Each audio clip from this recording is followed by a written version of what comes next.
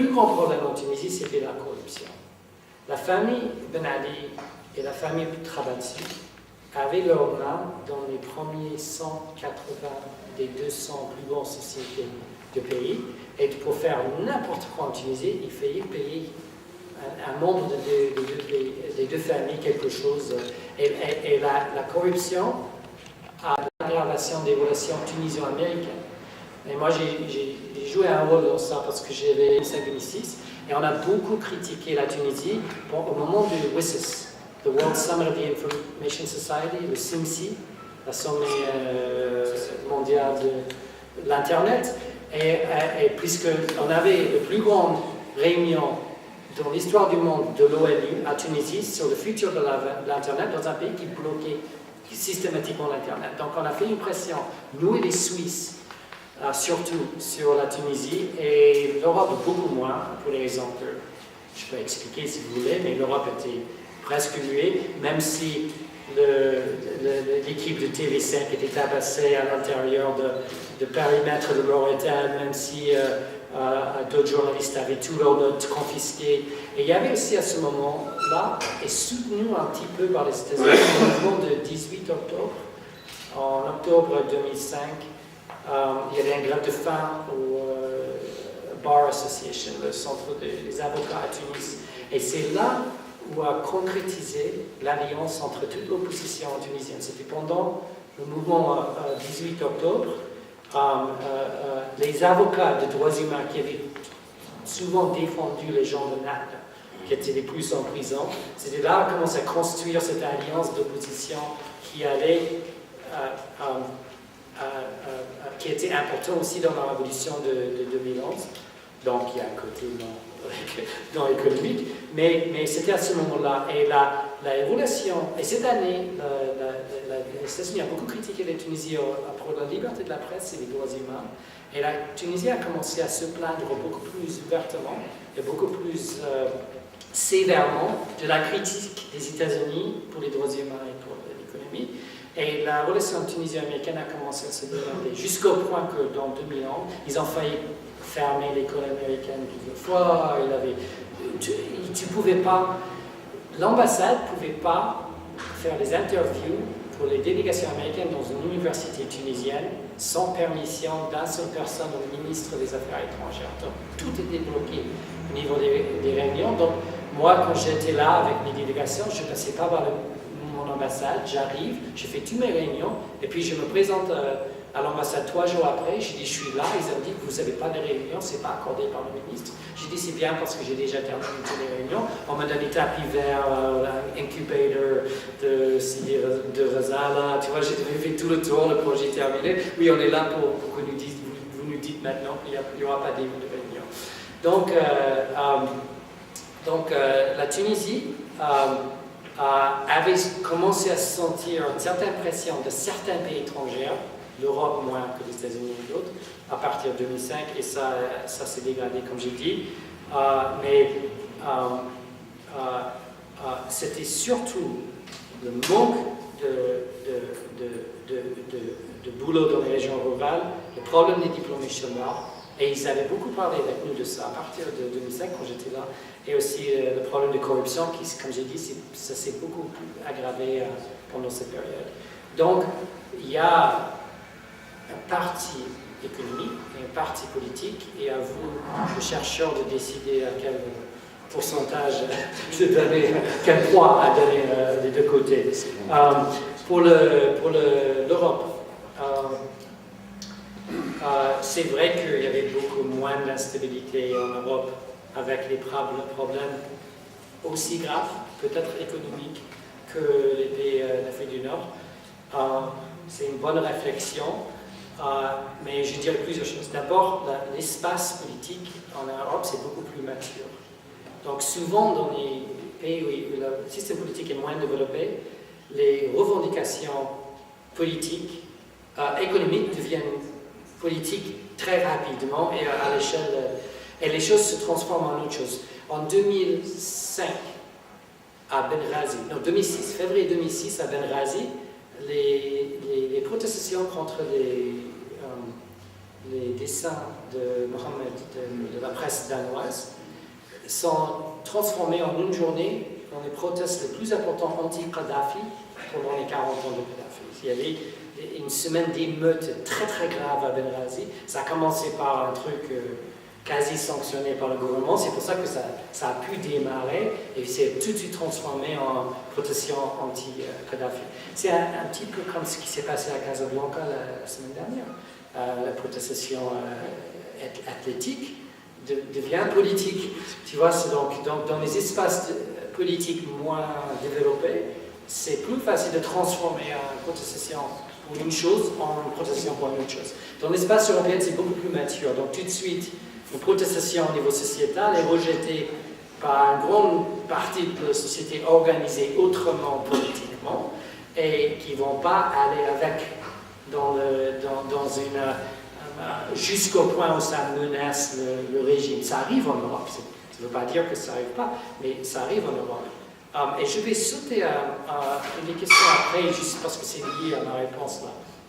Pour moi, une des meilleures, comme j'ai dit à la conférence de droit et justice que vous avez vu sur Internet, une des meilleures comparaisons entre le printemps arabe et un autre période historique, c'est l'Europe 1848. Parce qu'en 1848, il y avait des émeutes à travers l'Europe qui ont commencé pour des raisons économiques, qui se sont transformées en protestes politiques, qui ont au début bouleversé des douzaines et des douzaines de pays, qui a fait descendre certaines monarchies, mais avec la réaction des gouvernements et la consolidation de pouvoir après, les systèmes étaient, après 2 ans, plus ou moins intacts. Mais il y a une autre chose qui s'est passée. La force politique la plus organisée en Europe en 1888, c'était les libéraux. C'était les bourgeois. Et en fait, le Communist Manifesto de Marx était écrit en 1848 sur ce sujet de Marx. Alors les plus organisés, c'était les libéraux, mais ce n'était pas les libéraux en émeute. En émeute, c'était les classes populaires pour les raisons économiques.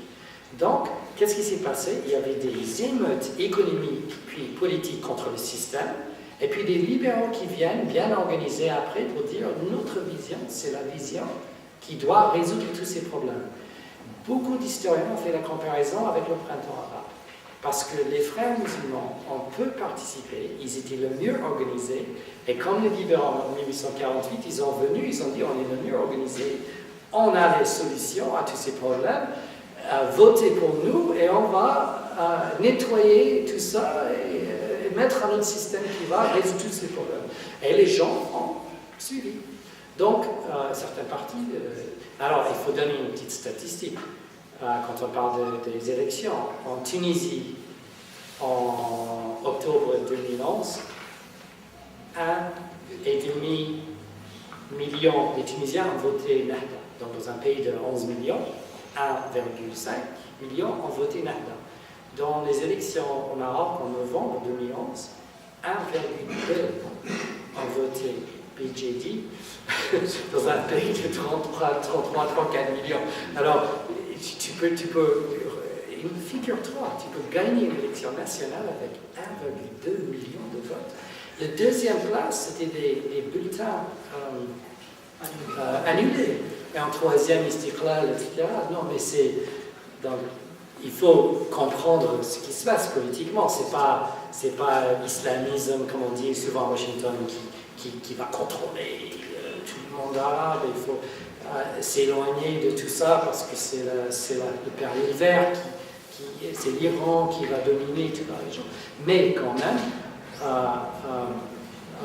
c'est vrai que jusqu'à ce que les autres forces politiques s'organisent comme les partis islamistes sont organisés, on aura une domination des forces islamistes, c'est clair. Et je ne dis pas ça lui, c'était une réponse à une autre question. Les relations Amérique-Maroc, il y a une certaine instabilité, oui. Est-ce que c'est très grave? Moi, je pense non. Moi, j'ai dit à Agence France Presse il y a un mois et demi que c'était un kerfuffle et que ça allait se résoudre. Et je suis monté dans l'avion, mais une semaine après, je suis revenu au Maroc et c'était résolu. L'importance pour les États-Unis de la relation avec le Maroc et l'importance pour le Maroc. Les États-Unis, c'est plus fort que ce qui s'est passé à New York avec Susan Rice, la proposition américaine. Cela dit, il y a peu de gens à Washington qui comprennent le problème de Sahara. Il y a peu de gens qui ont des opinions. C'est une des raisons qui disent qu'il faut que ça se résolve à l'ONU parce que nous, on ne comprend pas le problème. Et même si le Maroc est soutenu beaucoup à Washington pour les raisons que vous savez bien, c'est dans la presse marocaine souvent, ils ne sont pas soutenus automatiquement pour la question du Sahara, qui n'est pas bien compris. Ils sont soutenus parce que c'est un allié important depuis 220 ans, pendant la guerre froide jusqu'au présent, etc. Mais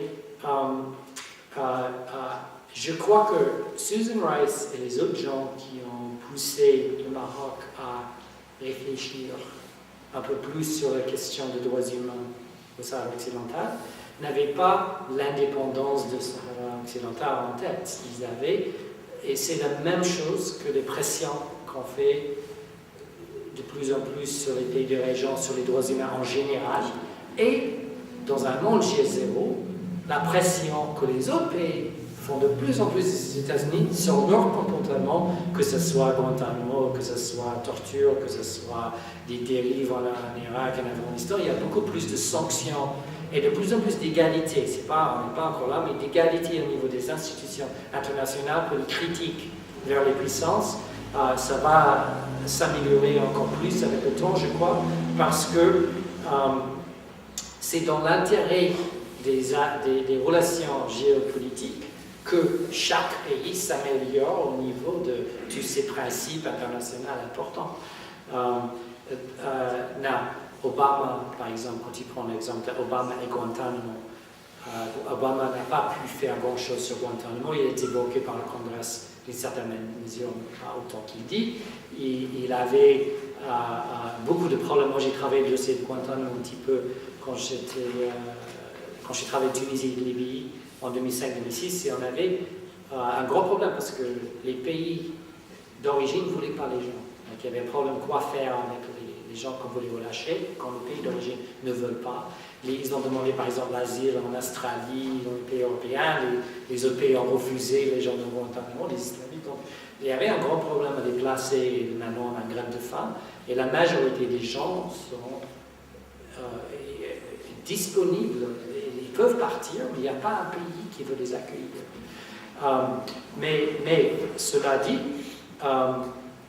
Obama aurait pu faire beaucoup plus. Et il y a un grand criticisme aux États-Unis, mais aussi au niveau international, sur le traitement des détenus à Guantanamo, et c'est bon.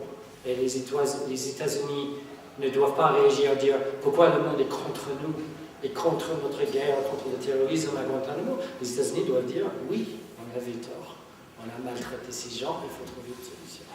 Donc, c'est ça les relations internationales, c'est qu'on est amis et critiqués en même temps, et c'est comme ça. J'ai dit tout ce que j'avais dit sur ces questions-là. Pour l'humain, il ne faut absolument pas tourner le dos à l'humain vers l'Afrique, mais je crois que ce n'est pas ça ce qui se passe. Chaque pays nord-africain a sa propre politique africaine qui est souvent décrite comme supérieure aux voisins. Donc l'Égypte, ils ont leur politique africaine, surtout basée sur les 12 pays du Nil, mais d'autres pays aussi, et ils se sentent vraiment supérieurs aux voisins nord-africains dans la politique. Kadhafi avait sa politique africaine quand il a rejeté son rôle dans le monde arabe. Et lui, il finançait beaucoup de choses en Afrique et il se pensait supérieur en Afrique aux pays voisins parce qu'il avait beaucoup d'alliés à travers le continent, il transformait le continent. La Tunisie avait plus de coopérants, plus d'assistance que tous les autres pays. Il y avait 2000 coopérants tunisiens en Tchad, en Niger, à travers le pays. Au niveau de l'aide à socio-économique et de développement, la Tunisie était le premier, ils étaient fiers de leur rôle en Afrique. L'Algérie et l'histoire de Bandung Conference et le mouvement non aligné et leurs alliés à travers le continent se sentaient vraiment supérieurs aux voisins dans la politique africaine, qui se trouvaient politiquement beaucoup plus doués, beaucoup plus éveillés que les autres. Et le Maroc aussi, quand tu rentres dans le ministère des Affaires étrangères, il vous parle de la même manière que la politique marocaine en Afrique est fort, est doué, et en fait, chaque pays se distingue et sont forts d'une différente manière dans la relation en Afrique, qui n'est pas au dépend de la relation entre ces pays. Je crois que si le roi voyage dans 3 pays africains, ça ne veut pas dire qu'il ne va pas partir le lendemain en Tunisie, ou je ne sais pas, qu'il ne va pas essayer d'améliorer les relations avec les pays du Maghreb. Mais je suis d'accord avec le sentiment de question, parce que laisser abandonner le projet du Maghreb, c'est nul. Il faut absolument à continuer à bâtir les liens entre les pays maghrébins. Tu sais, c'est la région, peut-être vous le savez, c'est la région le moins intégrée dans le monde. Il n'y a pas une région où il y a moins de commerce entre les pays dans le monde entier que l'Afrique du Nord. C'est grave économiquement, c'est grave politiquement, et il faut absolument, et vous avez la frontière juste comme symbole du problème devant vous.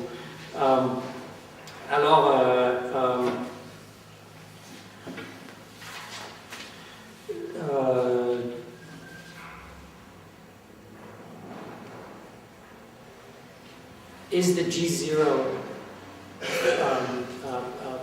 concept being questioned? It's definitely being questioned, but there's no better alternative to it, I think, right now. Whether it's G2, G3, G7, G8, G20, G191 countries in the world, with the Vatican 192, or G0, there's a flattening. And I cut some things from my conclusion, but one of the things I was going to say in my conclusion was, if you don't like G0, then we need to think of G0. We should think about J tout le monde. You know, that every country, like a Westphalian system, every country has a role to play, every country needs to plug in. Maybe 0 is too low of a number to please our brains, but everyone has a role to play in this economy, and there are solutions, interdisciplinary, innovative solutions in every country to the local manifestation of any global problem, whether it's energy, take just wind. Morocco has some of the richest wind resources in the world. It's in the top 10 countries for wind. And what are they doing? They're building solar projects at very high cost that's not going to make a lot of money for Morocco for strategic and ecological reasons. Desertec is not economic. Desertec is good ecologically and it's good strategically because it ties Morocco to Europe better, but it's not good economically. And economically, you have an obvious solution. When I drive across Morocco, every time I see vent fort sur l'autoroute, right, je dis, où sont les, quand on est en Espagne, on a des turbos partout. Where's the wind energy projects in Morocco? Not happening. So, and that's cheaper, more rentable, and you can run a local grid. You can all the electricity for Oujda with a couple of windmills outside of Oujda. So all that to say that. As we spoke about on the telephone, all of these big global problems have hyper-local solutions, and you have to understand, iklim Oujda. You have to understand the specificities of Oujda, which I don't. And its own energy needs, and eventually you would need Oujda probably to generate its own energy and not get it from, hydrocarbons, and not get it from Desertec, but get their own local resources. And I guess it's wind. I think it's wind. In terms of Chomsky coming to here, I hope he does. I hope I'm here when he comes. I think that Chomsky has been highly critical of the Algerian government on domestic policy, but he also thinks the Arab Spring started in Western Sahara. He thinks that was the Novembre 2010, il y avait les émeutes next to Laayoune.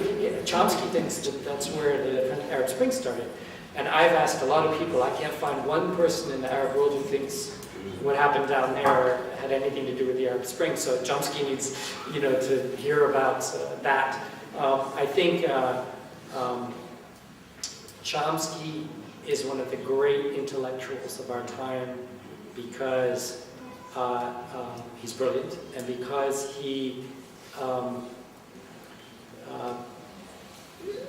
was able to articulate a pragmatic philosophy in answer to Foucault. I don't know if you've seen it lately, but the famous debate between Foucault and Chomsky is now available online. Just came out the last couple of months. And when you see Foucault, who was very much behind a lot of the theories that I learned in my social scientific education and dominates a lot of thinking on US campuses in terms of deconstruction and all of the pathologies he discusses in his theories of history. I mean, it's very much, the American Academy is still very much dominated by Foucaultian thinking. And I watched the Chomsky-Foucault debate, and I found myself fighting with Chomsky because Chomsky has just a radical critique of the systems, but he has pragmatic solutions. And he has that sort of American kind of pragmatism, which I really appreciate, even though he's a radical thinker. So I think Chomsky would be a great person to come here. He needs to get oriented in terms of local politics, but he also, I think, could help offer some new thinking when it comes to how you teach your courses and how you approach. I mean, one of the things that shocked me in my wife's education, my wife went to the ISIT for her university in Tanger, right? And one of the things that shocked me about her education was there's a lot of this old vestigial kind of European Cold War critique of the US, you know what I mean? It's ingrained in the Moroccan system, and they kind of came from Europe. And the US should be criticized, but not always the way the Europeans criticize. There's plenty of European critiques you can make of Europe that need to be factored in that conversation. And they often left out what the US Academy contributes. A lot of people admire US science and technology, but they don't admire the US Academy because they don't understand it. My researcher in Tunisia told me the other day, one thing that shocked him from being recently exposed to US universities was how much the debates in Europe are the same debates in the US, but if you listen to European academics, you think the debates are completely different on the continent from the US. So anyway, all of this needs to be better understood and developed. Pour la mobilité et les freins, c'est absolument vrai. Les restrictions sont là, s'aggravent, devient plus... Et c'est lié au projet d'Europe, donc le projet d'Europe avec un mur au futur. Quand tu vas dans les archives, tu vois les projets de tunnels ou bien de ponts entre le Maroc et l'Espagne qui datent depuis 100, 150 ans. Un projet qui, on aurait dû réaliser depuis toujours. Ça ne va pas se passer parce que c'est contre l'idée de forteresse Europe, le mur autour, motivé par la population avec le Japon, je crois, le plus âgé du monde et qui l'Europe aurait besoin de main-d'œuvre nord-africaine, mais ils n'ont pas un système politique qui reconnaît ça. Mais c'est sûr qu'à un moment ou à un autre, ils doivent soit ouvrir l'immigration africaine, soit ouvrir l'immigration asiatique, soit ouvrir l'immigration nord-africaine. Et les nord-africaines, au niveau de l'éducation et de langue, sont beaucoup plus placées. Et en plus, en tant qu'Européen, il y a un système où il y a beaucoup de gens qui traversent, qui sont moins éduqués, oui, et tu bloques les meilleurs. Il faut absolument l'envers. Il faut que les meilleurs d'Afrique du Nord circulent. C'est un terme aujourd'hui, circulation de cerveau. Circulent librement en Europe et reviennent librement. Maintenant, il y a une immigration de Français d'origine algérienne vers l'Algérie, de Français d'origine marocaine vers le Maroc, parce qu'il y a des occasions économiques. Et ça doit être encouragé. Il faut beaucoup plus de circulation. Et c'est vrai que c'est un paradoxe, c'est pas logique. C'est politique dans le sens politique non réfléchi et pas politique réfléchi. Et ça n'aide pas l'Europe et ça n'aide pas l'Afrique du Nord. Les États-Unis, pas exactement la même chose. Après le 11 novembre, le nombre de visas accordés a beaucoup baissé. Mais il y a 2 ans, on a redépassé le niveau, même pour les pays arabes, d'avant 11 novembre, et maintenant on a 11 ou 12 millions de visas par an vers les États-Unis. Les chiffres sont intéressants. Je crois que 50% des Libyens ont le visa, demandeurs de visa aux États-Unis ont le visa, et 40% des Tunisiens et 30% des Marocains. Et je crois que, en partie, c'est pour les Américains sont connus pour le fait qu'ils vont aux États-Unis, ils reviennent par les visa overstays. Donc, un problème pour le Maroc, mais quand les Marocains n'ont pas de choix, on comprend comment ça se passe, et il faudra réformer le système d'immigration aux États-Unis, et on est en train d'essayer de faire quelque chose. Si le projet de loi devant le Congrès réussisse, il y aura 11 millions de sans-papiers aux États-Unis qui vont avoir un chemin vers la citoyenneté, et ça c'est bon pour les États-Unis, bon pour le Maroc, bon pour tout le monde. In terms of the traditional public sector, I'm going to go quickly because we're out of time, but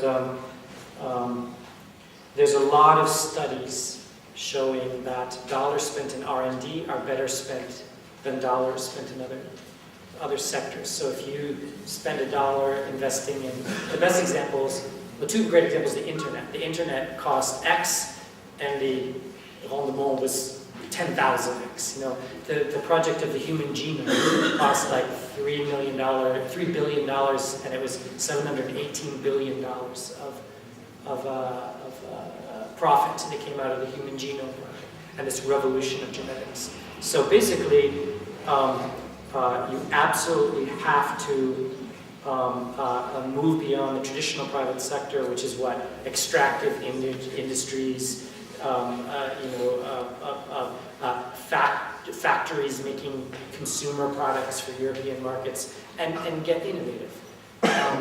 One example, when I was working on Tunisia, for example, was Tunisia, because of its access to Europe, was signing agreements with Indian pharmaceutical manufacturers to come in and meet the aging population of Europe's growing demand for pharmaceuticals. I don't know what's going on in Moroccan pharmaceuticals, but Morocco should be doing the same thing. Morocco could produce a lot of pharmaceuticals for Europe, and a lot of this intellectual property is available, but even better, Morocco now is increasingly has the capacity to actually invent medicines. And once you get to that point, with the 300 million Europeans next door and a huge demand for medicine, Morocco could score big time in pharmaceuticals, and we're really not there yet in terms of those types of possibilities. Will it take political changes? Of course. Will this bottom-up approach take political changes? Of course. I know these things don't change overnight, and sometimes you have to state the problematic and the solution radically to get an incremental. You know, if I leave today and one professor gets one new idea because he heard me, or one student gets one new idea, that's good for one day. You know, but once you have a critical mass of people that are changing their idea, things can change. And I'm very optimistic for Morocco for the long term.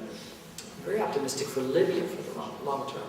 Libya has a highly educated population, big resources.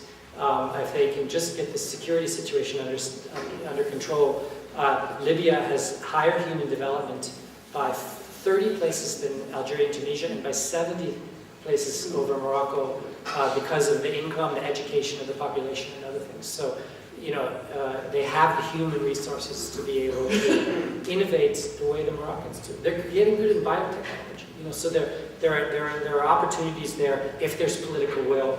How does political will change? Human action. I'll be completely honest. No system changes because the top guy changes it automatically. No matter how great the top guy is, citizens get changes because citizens mobilize. It's just a fact. It's the history of the whole world. That nobody who has power gives up power without being pushed to give up power. So it's just about this, the political system, the political parties, the movements, all that. In terms of conspiracy theories about the Arab Spring, there are plenty. Most conspiracy theories are wrong, although some of them sometimes have a grain of truth. But that doesn't mean there aren't conspiracies. There's a difference between conspiracy theories often want to simplify a complex world into one explanatory factor where one country did one thing on one day and changed the history of the world, right? When in fact, most conspiracies don't work that way. Most conspiracies are about, one group of people influencing another small group of people to do something on a particular day that doesn't have that kind of impact. And there was plenty of, for example, in Libya, during the revolution,